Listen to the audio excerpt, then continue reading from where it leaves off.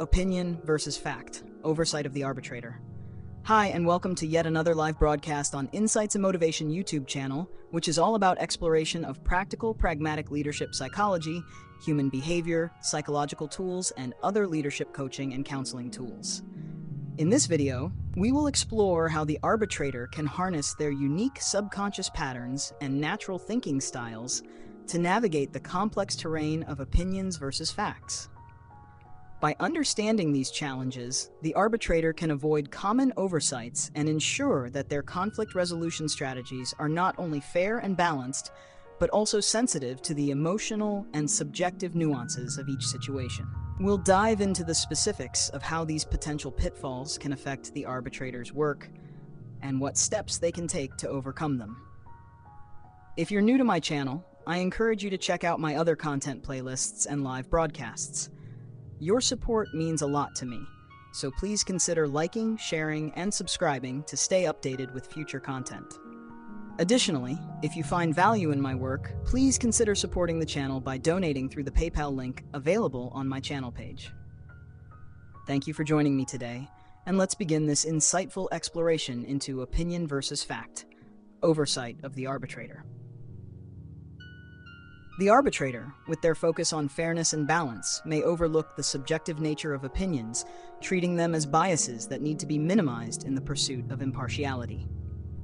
This can lead to conflict resolution strategies that, while balanced on the surface, fail to fully address the emotional and psychological needs of the parties involved.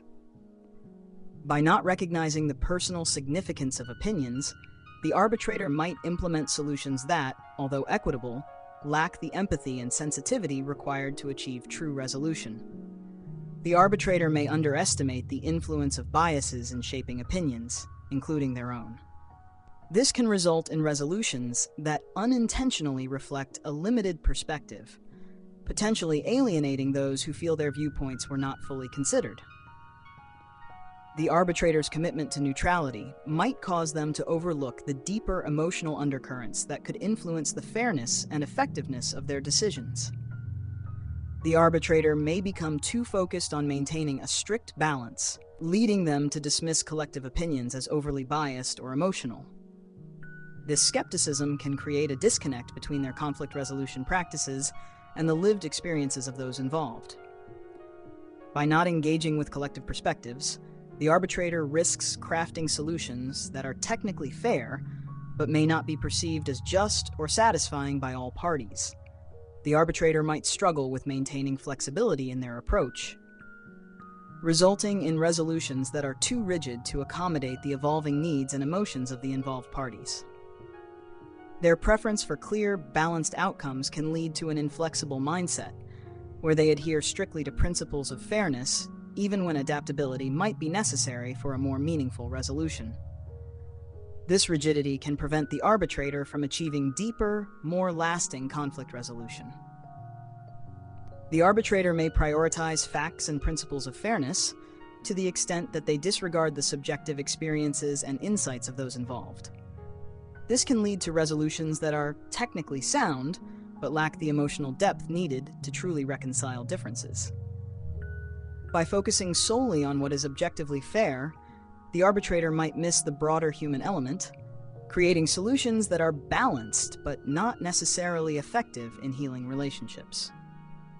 The arbitrator might overly prioritize the concept of fairness at the expense of considering the emotional and psychological opinions of the involved parties. This can result in resolutions that are equitable on paper, but fail to resonate with those affected. By ignoring the subjective experiences and opinions of others, the arbitrator risks developing solutions that are seen as fair, but lack the empathy needed to foster genuine understanding and reconciliation. The arbitrator may encounter challenges in aligning their decisions with their personal beliefs, especially when external pressures or practical constraints force them to compromise. This misalignment can lead to resolutions that, while fair, do not fully reflect their internal sense of justice. If the arbitrator fails to consistently embody their values in their work, they risk losing credibility and the trust of those who rely on their impartiality. The arbitrator might find it difficult to reflect on their conflict resolution practices without harsh self-judgment, particularly when their decisions do not lead to the desired outcomes. This tendency can lead to a lack of self-compassion, resulting in burnout or a reluctance to adjust their approach. By being overly critical, the arbitrator may stifle their own growth and limit their ability to learn from each conflict they mediate. The arbitrator's strong focus on achieving balance and fairness may cause them to undervalue intuitive or less tangible insights that don't immediately align with their structured approach. This can lead to an overemphasis on what is measurable and equitable, potentially neglecting the importance of emotional intelligence, creativity, and flexibility in their conflict resolution strategies. By focusing too much on fairness, the arbitrator risks crafting solutions that are balanced but lack the emotional connection and adaptability needed to resolve conflicts effectively. What kind of a personality archetype are you? What could be your blind spots, and how is it affecting your life, your career, and your relationships? Find out today by taking all personality tests, which are on my Google Drive, in the description box of the personality tests playlists on this channel.